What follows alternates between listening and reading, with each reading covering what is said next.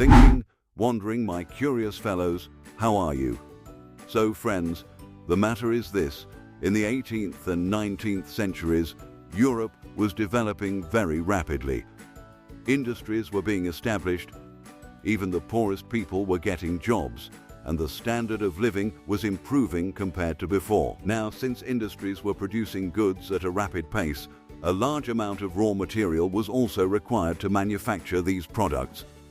It had been quite some time since America was discovered, but detailed maps of this new world showing mountains, rivers, deserts, and forests were still not very well developed. Meanwhile, North, Central, and South America were full of raw materials that Europe badly needed. So, for the sake of raw materials, new markets, and accurate mapping of the world, powerful ships and naval fleets would set out from Europe on long journeys. Sometimes these voyages would last for years because the ships had to circumnavigate the globe.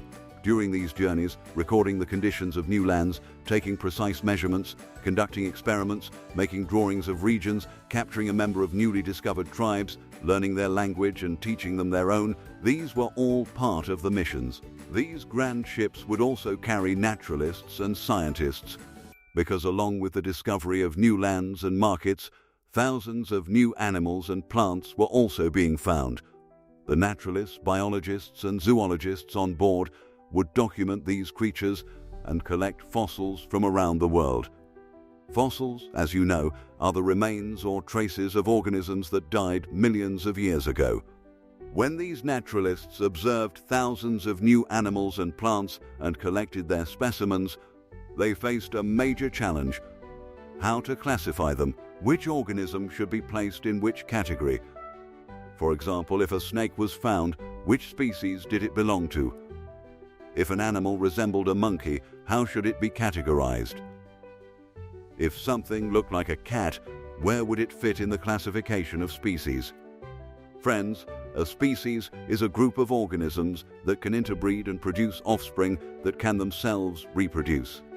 For example, a cat and a cheetah do not interbreed to produce offspring, so they are different species. On the other hand, if poodle and spaniel dogs are bred, they can produce offspring, and those offspring can also reproduce, so they belong to the same species. A very famous example is that of a horse and a donkey. When they are bred, they produce a mule, but the mule is infertile, it cannot reproduce. Therefore, horses and donkeys are separate species. When newly discovered animals were classified, it often appeared that animals that looked very similar were actually different species with slight differences. For example, a cat, Eurasian lynx, fishing cat, bobcat, tiger, Bengal tiger, cheetah, jaguar, leopard, snow leopard, cougar, panther, and African lion all belong to the cat family but are different species. In fact, there are about 38 species of felines. Similarly, among monkeys, there are species with slight differences such as chimpanzees, gorillas, orangutans, langurs, gibbons, monkeys, tarsiers, and many more. Although many of us call them all monkeys, they are actually different species. For centuries, naturalists working on classification faced an even more intense question in the 18th and 19th centuries: why do these slightly different organisms exist as separate species? Another important question was that fossils of thousands of organisms were being found that no longer exist anywhere in the world. For example, large fossils of dinosaurs are found, but the animals themselves are extinct. Even more intriguingly, many extinct organisms have close similarities to species that still exist today. For example, the fossils of the mammoth closely resemble elephants, which are still found in Asia and Africa. In earlier times, when humans found fossils, they often could not understand what they were. Sometimes they assumed they belonged to giant humans, and perhaps this led to the creation of myths about giants and supernatural beings in stories. Considering all these facts, a major question arose in that era. Just as today, one of the biggest scientific questions is whether we are alone in the universe, with space missions and telescopes searching for answers. Similarly, the key question of that time was, how do species originate? Some scientists believe that species change over time, that one species can give rise to another. This idea is called evolving species, meaning species are not fixed. In contrast, the Church argued that all species were created at once and have remained unchanged ever since, that species are fixed. Thus, the conflict between fixed and non-fixed species was at its peak. Scientists were exploring oceans and lands to find answers, while the Church was striving to defend its traditional views.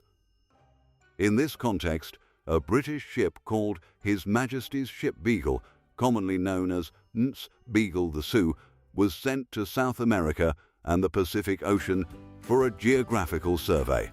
The aim was to determine which tribes lived in those regions, which areas could be colonized, what kinds of raw materials could be obtained, and what kinds of mountains, plants, and animals existed there. This was a large and powerful ship, led by Captain Fitzroy, who was also a skilled meteorologist. By observing the stars and the sky, he could predict the weather, and his predictions often turned out to be accurate. Fitzroy was appointed captain of the Beagle II because the ship's previous captain, Pringle Stokes, had suffered from severe depression during the voyage and committed suicide. He shot himself in the head, and the bullet remained lodged there for several days because the revolver was not of good quality. He lay unconscious for days and eventually died. Friends, it is also worth mentioning that Captain Fitzroy himself committed suicide after this 5-year sea voyage. However, the reasons were different, but this gives you an idea that, like the first captain of the Beagle, the second captain was also a victim of depression. So, friends, the new captain of the Beagle II, Captain Fitzroy, placed an advertisement stating that he was willing to offer space in his cabin to a young naturalist or geologist. He did this because he needed an educated companion for this long sea journey. He wanted to avoid the loneliness and depression of staying in that same cabin where the previous captain had taken his life, and where one could remain confined for weeks. This story may sound simple, but traveling across empty oceans and among rocky terrains requires people with very strong nerves. To escape that loneliness, he needed an educated young man with whom he could converse. At that time, Charles Darwin was a young graduate who had just completed his degree from Cambridge University. His love for plants and animals came to him as an inheritance from his grandfather, Erasmus Darwin. While Captain Fitzroy suffered from depression, Charles Darwin was a cheerful person, so he could be a good companion. However, there were also minor clashes between them. When in 1831 the Beagle II set sail from England, these differences gradually turned into arguments. During this long journey, Darwin and Fitzroy often engaged in heated debates inside the cabin. In fact, Captain Fitzroy followed the church and always kept the Bible with him and read it regularly. At that time, there was an ongoing debate around the world, especially in America, about slavery, whether it should be abolished or continued. In the cabin, Darwin would speak against slavery, saying it should not exist, while Fitzroy would defend it and even present arguments from the Bible, saying that if the church and the Bible had not abolished slavery, then why should we? Similarly, another major topic of debate between them was the question of whether species are fixed or not. Captain Fitzroy believed that all species were created together about 6,000 years ago and have remained unchanged since then. On the other hand, Darwin questioned this idea and argued that if species are fixed, then why are there so many different species of similar-looking animals? And if all animals were perfectly created at once, then why did millions of species become extinct? These heated debates continued between them throughout the journey. Ns. Beagle, which had originally set out on a 2-year mission, ended up lasting 5 years. From December 27, 1831 to October 2, 1836, the ship continued to travel around the world. During this long voyage, Charles Darwin collected so many samples of animals, plants, shells, rocks, and soil that they could not all fit on the ship. So, whenever he encountered ships heading back to England, he would send his fossils and specimens with them. Since he was wealthy, the expenses were not a problem for him. At that time, Darwin was not yet an expert naturalist. In fact, he did not even know what he would eventually do with all the things he was collecting. He simply gathered specimens of whatever animal or bird inspired him and preserved them.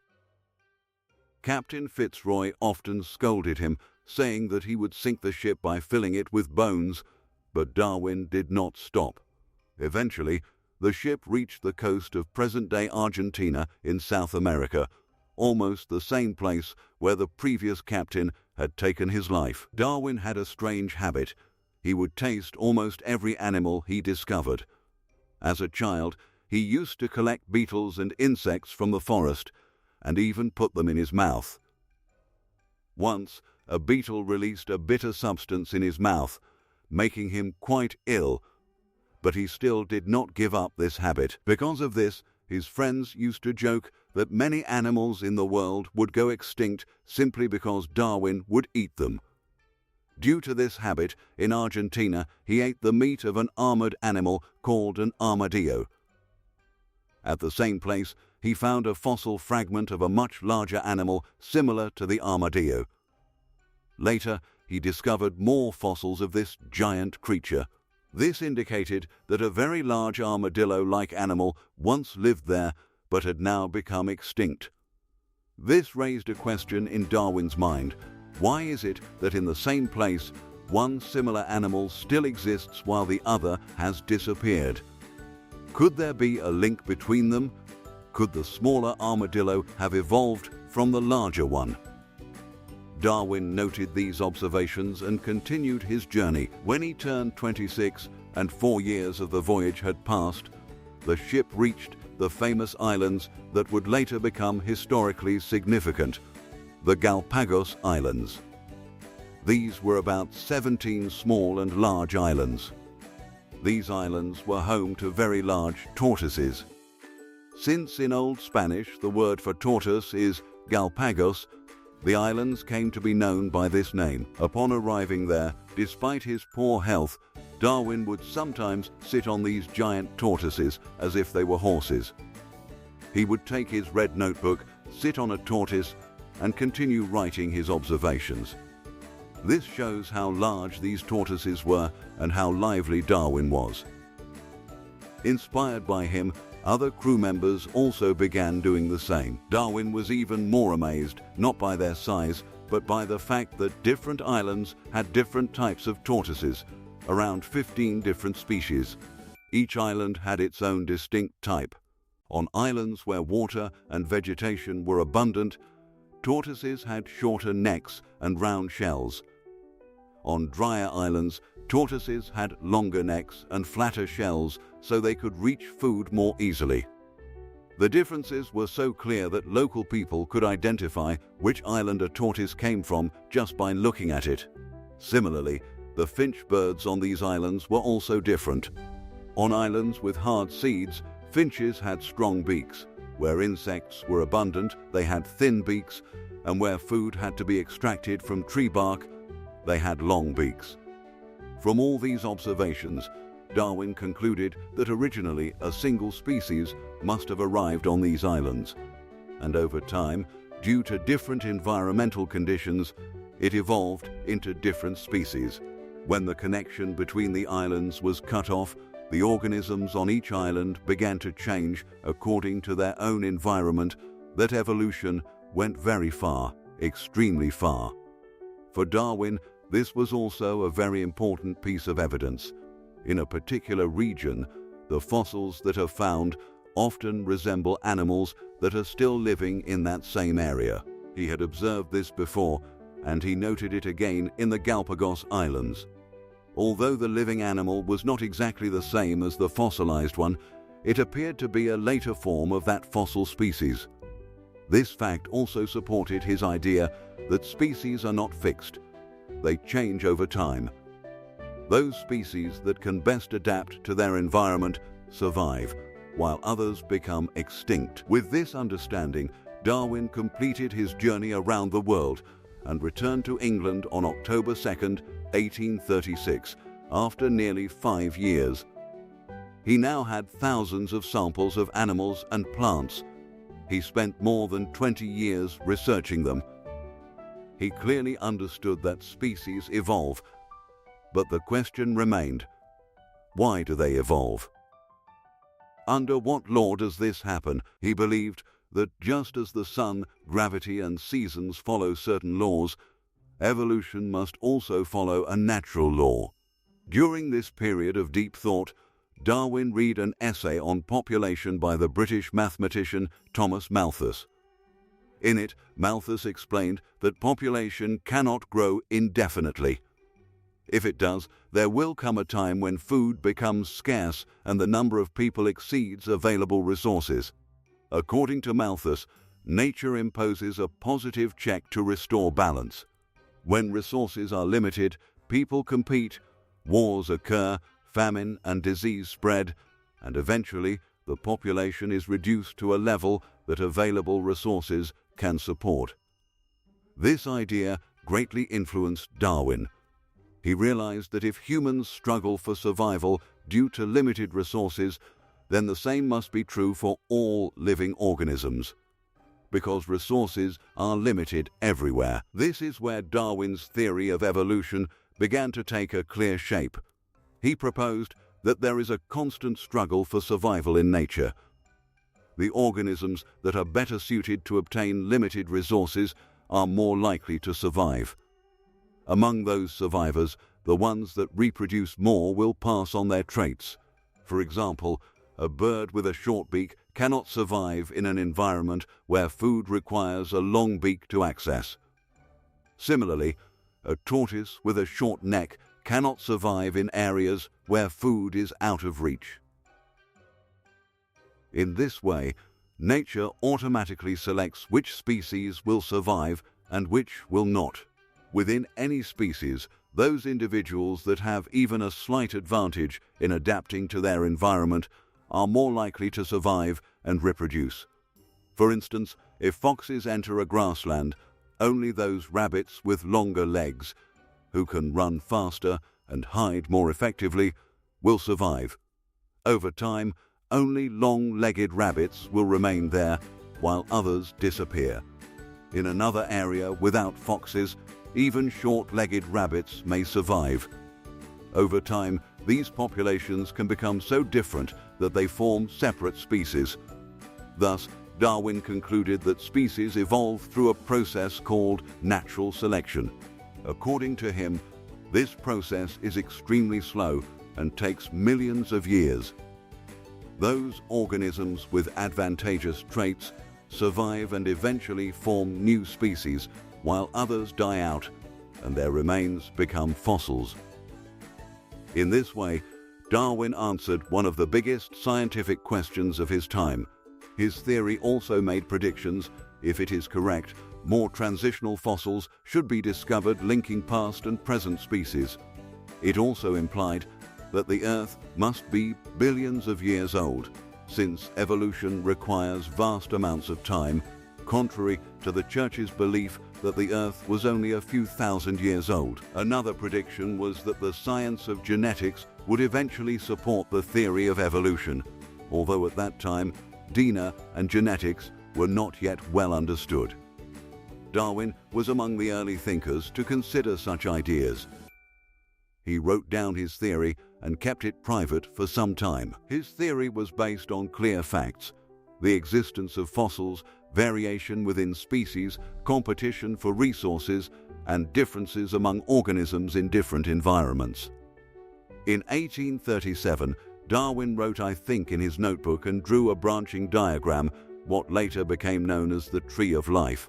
He later explained that all forms of life, humans, animals, and plants, did not appear suddenly but evolved from a common ancestor. Those species that adapted and reproduced survived, while others went extinct. Darwin never said that humans evolved from monkeys. Instead, he explained that humans and chimpanzees are closely related and share a common ancestor. In the 19th century, presenting such ideas was very risky because it challenged the church. The church believed that humans were specially created and that everything existed for them. Darwin's theory challenged this view, just as Copernicus had earlier challenged the idea that Earth was the center of the universe by showing that the sun is at the center. The Earth is not the center around which everything revolves.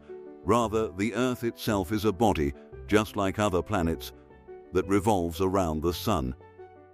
So, friends, just as Copernicus took away the Church's idea of Earth's special importance, its sacred status, its ego, in the same way, Darwin also scientifically took away the Church's claim that humans are uniquely special or nature's favorite. That is why Charles Darwin's theory of evolution by natural selection was in direct conflict with the Church. For this reason, Darwin wrote down his theory but kept it hidden for nearly 20 years, even a bit longer. During this time, he continued working on various projects in zoology and natural science, wrote papers, and gained fame, but he did not publish any book or paper specifically on his theory of evolution. Then one day, he received a letter that frightened him. It was from a young naturalist and Darwin's admirer, Alfred Russel Wallace. Wallace was a highly intelligent man from a poor background. To earn a living, he traveled on ships, collected specimens of animals, plants, and fossils, and sold them. Over time, he became an expert naturalist. Following Darwin's suggestion, he spent 8 years researching across the thousands of islands stretching from Australia to Malaysia. He often faced life-threatening situations because, unlike Darwin, he mostly worked alone. He traveled through dense forests from the Far East to Brazil, facing poisonous snakes, insects, and countless dangers. Many times, animals would steal the specimens he had collected. Sometimes, while he slept, his collected samples would be taken away. Once, after gathering thousands of specimens from the Amazon rainforest with great difficulty, he loaded them onto a ship, but the ship caught fire and sank, taking all his samples to the bottom of the sea. The point is, researching species was not an easy task. It was not drawing room work. Many people risked their lives countless times for it. Wallace's discoveries came through immense hardship and struggle. In 1858, Darwin received Wallace's letter. In it, Wallace wrote that he had discovered the mechanism by which species evolve. He described natural selection in detail, the same ideas Darwin had reached after nearly 20 years of research. Darwin himself later said that even if someone had copied his notes, their theory would not have matched his as closely as Wallace's independently developed ideas did. Wallace had personally observed many examples during his 8 years of research in the Malay archipelago from Australia to Indonesia. For instance, he noticed that among insects and butterflies living on leaves, those whose colors matched the leaves were more likely to survive. Through such observations, he concluded that nature selects which species survive. In his letter, Wallace explained these observations and asked Darwin for his opinion, considering him a senior scientist. By that time, Darwin had become a well-known scientist, and the debate over fixed versus evolving species had intensified. Although Darwin had discovered natural selection earlier, he had kept it hidden due to fear of the Church. But now, realizing that others had reached the same idea, he worried that he might lose credit for it. So Darwin decided to publish his theory, but he did not take away Wallace's credit. On July 1, 1858, Darwin presented a paper at the Linnean Society of London on evolution by natural selection. This paper was presented jointly in the names of both Darwin and Wallace, stating that they had independently arrived at the same theory. Thus, the theory of evolution is actually a joint contribution of Charles Darwin and Alfred Russel Wallace. However, Wallace himself acknowledged that Darwin had conceived the idea earlier so he gave more credit to Darwin. Darwin then quickly published his famous book On the Origin of Species in October 1859. About 1,250 copies were printed, and they sold out immediately. At that time, the debate on evolution was so intense that everyone wanted to know the opinion of a reputable scientific authority. Wallace also wrote a book on natural selection in 1869, which he titled Darwinism. By then, Darwin had already passed away and was buried near Isaac Newton. However, during Darwin's lifetime, multiple editions of On the Origin of Species had already been published, and in each edition he addressed the scientific questions raised by critics. After 1908, in recognition of this theory, the Darwin-Wallace Award began to be given to biologists. This medal features Darwin on one side and Wallace on the other. So, my curious fellows, this is the story of the theory that Darwin and Wallace presented about 164 years ago. At that time, they had very limited resources and could not provide as much evidence as we have today, such as fossil records in rocks and DNA evidence. But today, the theory of evolution is as established a reality as the heliocentric model that the Sun is at the center of the solar system. Evolution by natural selection is now a cornerstone of biology and modern medicine. So how do fossils and DNA, discovered later, support evolution? How did humans evolve? What evidence do we have that humans and chimpanzees are closely related? We will discuss these questions in the next video. Be sure to watch it.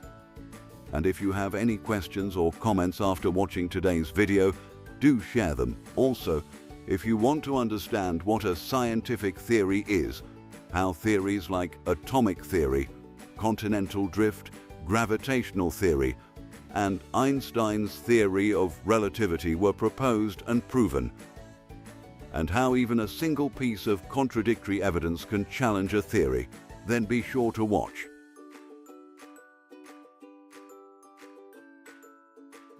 The first vlog in this series.